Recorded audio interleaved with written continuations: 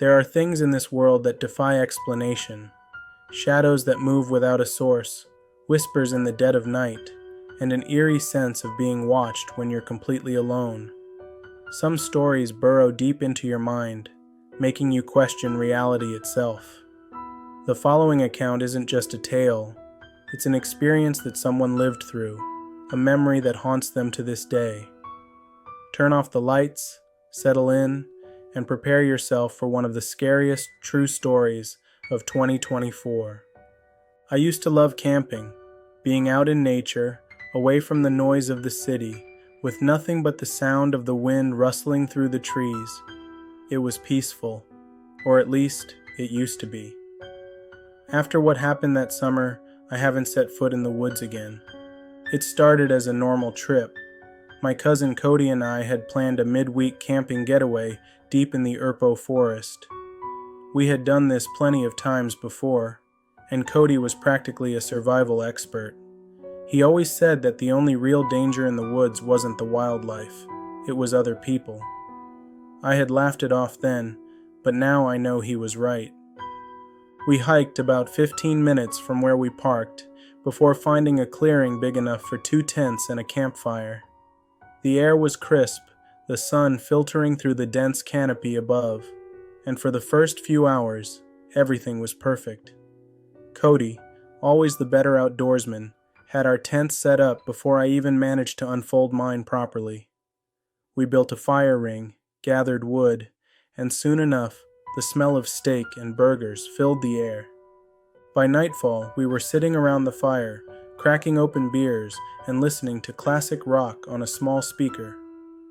If you've never been camping, you don't know how surreal moments like that feel. Completely cut off from the rest of the world, just enjoying the simple things. But then, as we were playing cards, we heard it. At first, it was just a soft humming sound, faint, almost like it was blending with the rustling of the leaves. I turned off the music, and the humming became clearer, low, melodic, unsettling. Then, footsteps. Not the quick, scampering movements of an animal, but deliberate, heavy steps just beyond the tree line. Cody motioned for me to grab the flashlight. By the time I found it, the sound had faded. I asked if we should be worried, and he nodded slowly. "People don't just wander out here," he muttered. We tried to shake it off, but just as we started another round of Uno, something crashed into the middle of our campsite. A stick, no, a thick branch, thrown from the darkness. Cody shot up, yelling into the trees, telling whoever it was to get lost. The only response was the sound of footsteps, walking away. I wanted to pack up and leave, but Cody shook his head. Too risky in the dark. If someone's messing with us, they could be waiting along the path. He handed me a can of bear spray. "Keep this by your side." The night dragged on with an uneasy silence, broken only by the occasional snap of a branch in the distance. Cody offered to stay up first and keep watch while I tried to sleep. I crawled into my tent, bear spray in hand, and closed my eyes. I woke up some time later, groggy and confused. Something felt off. Then I saw it. A face, peering into my tent. My mind struggled to register what I was seeing. It looked like Cody, but the darkness obscured his features. "Is it my turn?" I mumbled, still half asleep. The figure didn't answer. Instead, the zipper of my tent closed. The silhouette disappeared. A slow, creeping realization took hold of me. I bolted upright, my heart hammering.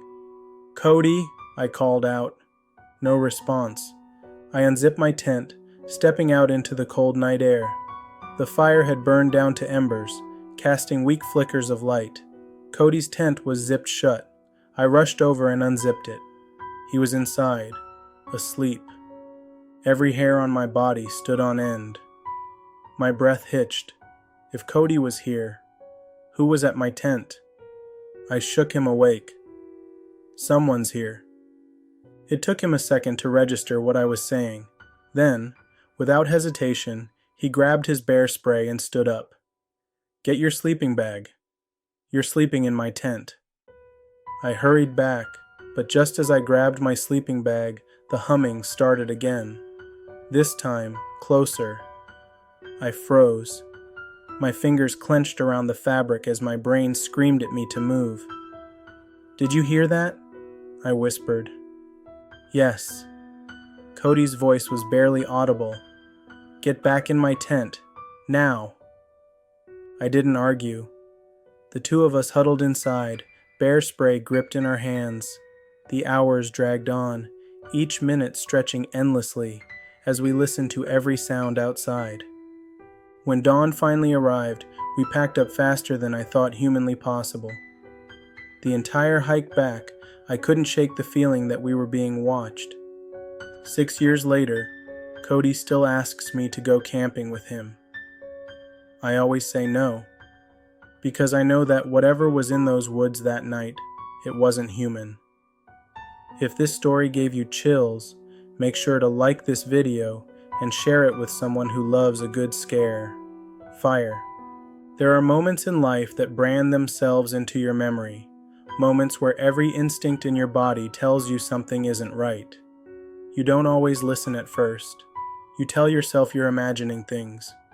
But when the pieces start falling into place, when the unnatural becomes undeniable, it's already too late. This was one of those moments. I had just gone through a rough few months. Work was exhausting. My social life was practically non-existent, and I needed a break. The solution? A week alone in my family's old cabin near Mount Bachelor. It had been in our family for years, a quiet retreat surrounded by miles of pine trees. No neighbors, no distractions, just me, my dog Midnight, and the promise of peace. Or so I thought.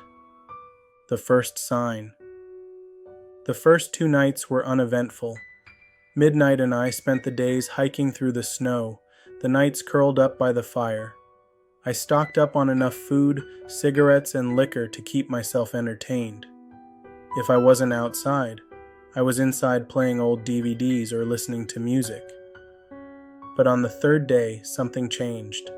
It was midday when I first noticed them, footprints in the snow. They weren't mine, they weren't Midnight's, and they hadn't been there the night before. I stared at them for a long time, trying to make sense of it. They led from the edge of the tree line to the side of the cabin, and then vanished. No return tracks, no sign of where whoever made them had gone. A shiver ran down my spine. I told myself it must have been an animal, but deep down I knew better. Animals don't leave perfectly shaped human footprints. That night, as I sat by the fire, Midnight began acting strange. He kept staring at the window, growling low in his throat. Every time I tried to get him to calm down, he'd just keep staring, ears pricked, his whole body tense. I turned off the TV and listened. At first, I heard nothing, just the soft crackling of the fire. Then, thump. A dull, heavy sound from above. The roof. I sat up, my breath caught in my throat. Another thump, like footsteps. Midnight bolted to the balcony door, barking wildly. He wasn't scared. He was angry. That's what terrified me the most. I grabbed my coat, shoved my feet into my boots, and stepped out onto the balcony. Midnight followed, tail stiff, barking at the roof. I lit a cigarette to steady my nerves and shined my flashlight upward. Nothing. No movement. No sign of anything up there. Maybe it was just snow falling from the trees. Maybe my mind was playing tricks on me. I stayed outside for a while trying to convince myself I was being paranoid. Midnight, however, never took his eyes off the roof. The figure in the trees. Then, just as I was about to go back inside, I saw something in the trees. A figure, perched on a thick branch about 20 feet away. It was too tall, its limbs stretched out unnaturally long, gripping the branches like a puppet on strings. I couldn't see its face, just a dark, gaping shape where a mouth should be. I froze. Midnight stopped barking. The air felt heavy, like the world had gone completely still. And then it moved. It didn't climb down. It didn't jump. It just shifted, like reality itself had glitched for a second. One moment it was in the tree. The next, it was gone. I didn't sleep that night. Every noise, every creak in the wood made my skin crawl. At some point, I must have dozed off, because the next thing I knew, I woke up to tapping on the glass, the hand at the window. I turned my head, slowly, heart pounding. At the balcony door, pressed against the glass, was a hand. Long fingers, too many joints, nails like cracked stone. And then, it waved at me. I grabbed Midnight, ran to the front door, and threw it open. I didn't care where we went. I just needed to get out. When I looked back, the balcony was empty. The thing was gone. I packed up at sunrise and left without looking back. To this day I have no explanation, no proof of what I saw. But Midnight still reacts to rooftops, still growls at the trees like he knows. And honestly, I don't want to know. If this story gave you chills, let us know in the comments below. Have you ever experienced something you couldn't explain? Fire. There are things we experience in life that don't make sense. Things that, no matter how much we try to rationalize, refuse to fit into the rules of reality.